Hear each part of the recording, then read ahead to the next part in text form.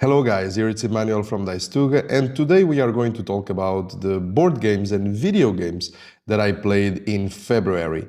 February was a short month and I didn't have a lot of time either, but still I managed to play only 3 games. No, I didn't play 1000 games like some of you are able to, but I was able to play only 3 games and some video games. All of the board games that I played this month were new, and some of them were quite of a good surprise, and others a bit of a disappointment.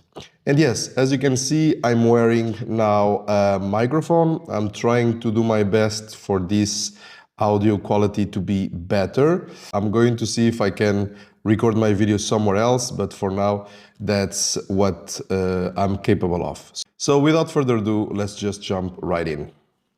So the first game that I want to talk about, I bought this game, I bought the Kickstarter version. The inserts are beautiful, the game is super pretty, the cover is pretty, everything is pretty about this game, and it's Carnegie.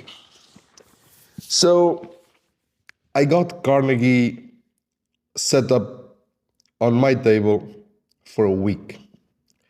Yes, for a week. And I never played it. It was there for a week and I never played it. And I had to put it away for, I think we had a brunch or something. And I went to quickly play it on BJ, Board Game Arena. And I played 2 games of it, one after the other. I can't understand this game. I mean, there's nothing wrong with it, but I think it's just not the game for me. It didn't work, it didn't click. There is just too much things to do, and I don't know, it seems that there is no purpose. And I know that it's a good game, it's just me that it's not able to fully grasp what is the goal of this game. So I played it only solo for now, and I want to give it a try with a group. To play it with other players. But yeah, this is the one that I was a bit disappointed because everything is gorgeous. Everything is gorgeous is in the game. The inserts are pretty. The cover is gorgeous. The components premium. So everything is pretty, but it just didn't click. And so, yeah, sometimes it happens. It's not a bad game. Far from that. It's a game that if someone teaches me again, I would probably play it again, but it just didn't click. I cannot say that this game is like, oh my God, don't play this game. No, because there is people that will enjoy this game. I'm just not that person. So yeah, the first one was Carnegie, and yeah, a bit of a disappointment, but for sure you guys might enjoy it. So go ahead and try it. It's on BGA, and yeah, it's super fast to play there. So have a go. Second game that I played, we played it with my group, which was Orlando and Thomas, and Orlando brought Vinhos from Vinhos. Let's say it in Portuguese, Vinhos, from Vital Lacerda, and it was quite of a good surprise.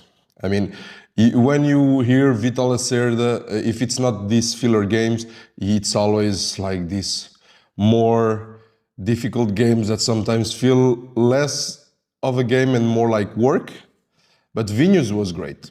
I really enjoyed Vinhos. Everything made sense. Everything that you do was logic.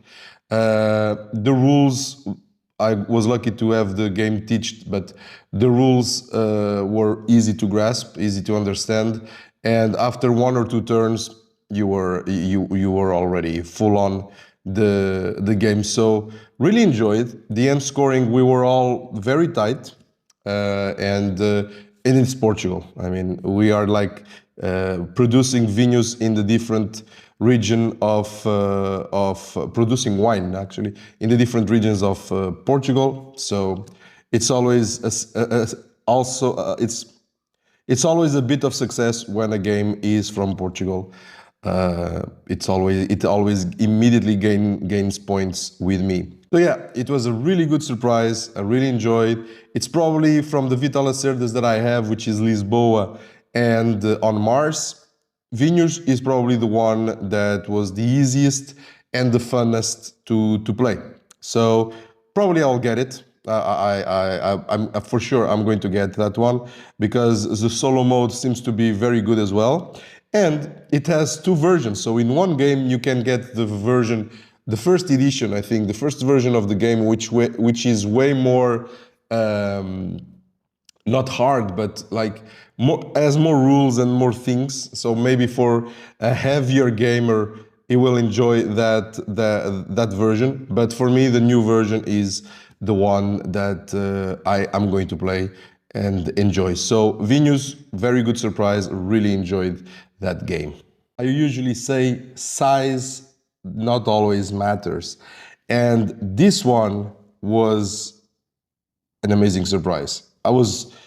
I heard there was some hype around this game, and hype, you always have the tendency to be like, yeah, I don't know if that game is that good, but this one is really good. I really enjoyed, and we are talking about Scout.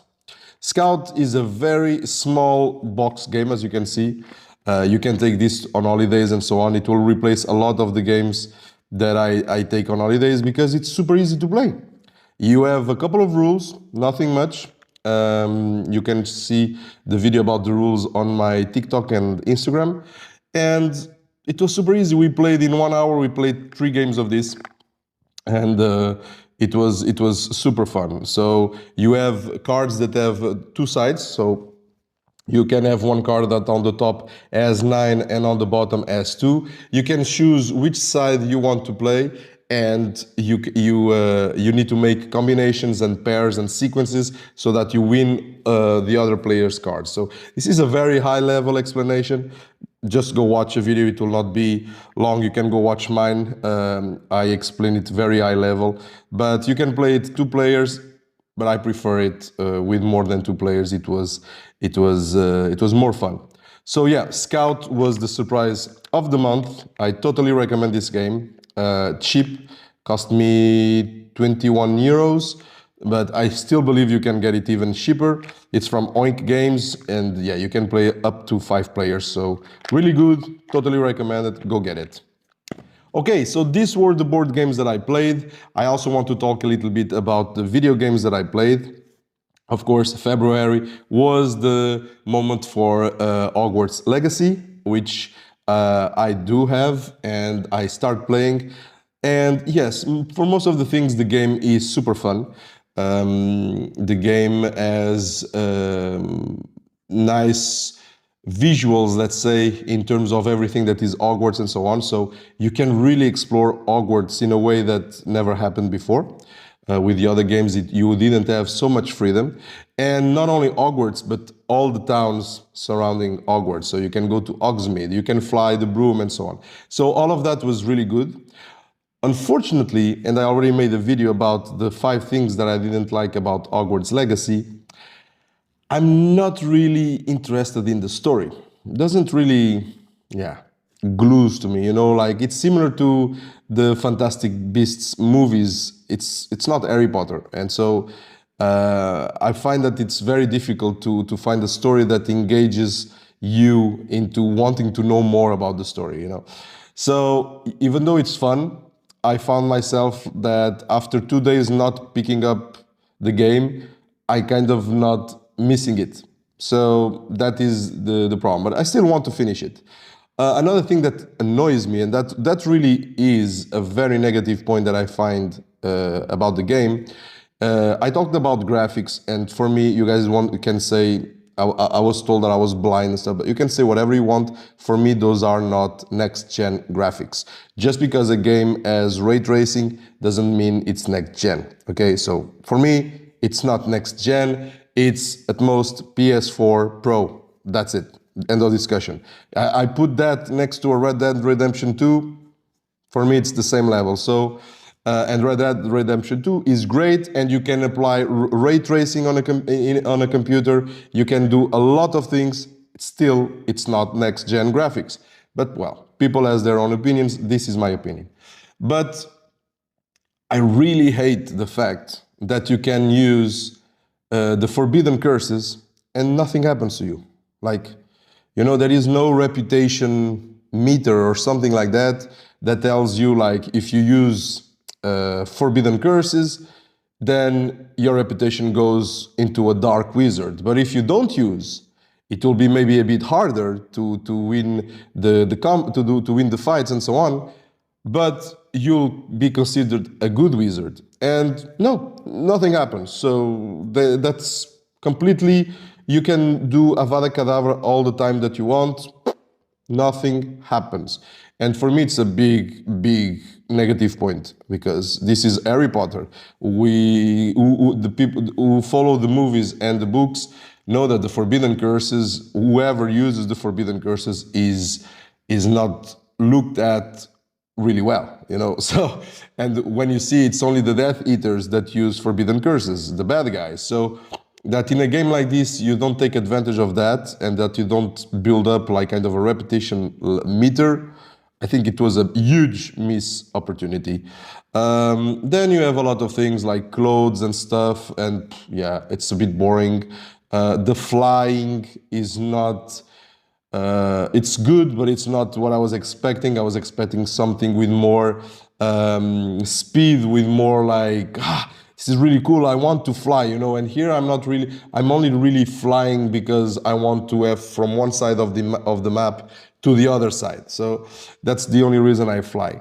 But overall, it's a very well accomplished game. They probably will release a lot of DLCs. Maybe they will fix some of those issues of the reputation meter and so on. So let's see how it evolves. But for now, it was very well accomplished. The graphics are okay, not next gen, but they are good. The soundtrack is very good. The story, not my thing. But Hogwarts and the Forbidden Forest and Hogsmeade, it's great. All of that is done very, very well. And so I suggest if you are a Harry Potter fan, go ahead, try it, you'll have fun. The other game, it's a game that I already played twice. I played it before on the PS3 when it came out. I played it when they made the HD version for PS4, and now I played the PS5 remake. And yes, we are talking about The Last of Us. The Last of Us TV series started, and as a lot of other video game based TV series and movies, I was a bit scared. And yeah, because most of the times they suck. And from episode 1 and after, they keep on proving that they are doing a good job. The TV series is great. The last episode, the episode 8, I find that part is better represented on the game. It had more emotional weight than the TV series, but still very good. For people that didn't play the game, you'll probably find that the episode 8 is one of the best ones that they watched. But that gave me the need to go and play The Last of Us to follow the episode. So I would watch an episode and go and play The Last of Us until that episode. So I've been doing that. I'm still playing it, and it's great. I mean, guys, just go get it, play it. Even if you watch the TV series, you have to play it. It's if you are a video game player, you owe yourself to play The Last of Us. It's such a great game, such a great story. And some people say that, Last of Us, it's another TV series, another game about zombies. I'm so tired. The Walking Dead, it's not about zombies. This is nothing to do with zombies. This is about love. This is about relationships. This is about people. This is about living. And it's so true. In the TV series, it shows even more that, because in the TV series, you barely see any infected. So you see a lot of them on episode 5, but besides that, yeah, you see a couple here and there, but it's not the main goal of the TV series. So I really like that part of the show, and the video game is just it's like watching two things that you love, but told. It's like listening to a story told by two different people. One is the video game, and the other one is the TV series. and I cannot get tired of it. It's just amazing, and the graphics of the remake for the PS5 are just top notch. Naughty Dog, it's great. He's great at doing those things. So yeah, cannot wait for part 3 of The Last of Us. I'm not going to spoil what happens in the part 2, but the people that are watching the TV series and never play the game, get ready, because part 2 is going to be hard. So that's it, guys. Those are the games that I played in February. Let me know in the comments if you played any of those and what were the games that you most enjoyed in February. Doesn't matter if it's video games or board games, but let me know in the comments, and see you next month. Have a nice one, guys. See ya.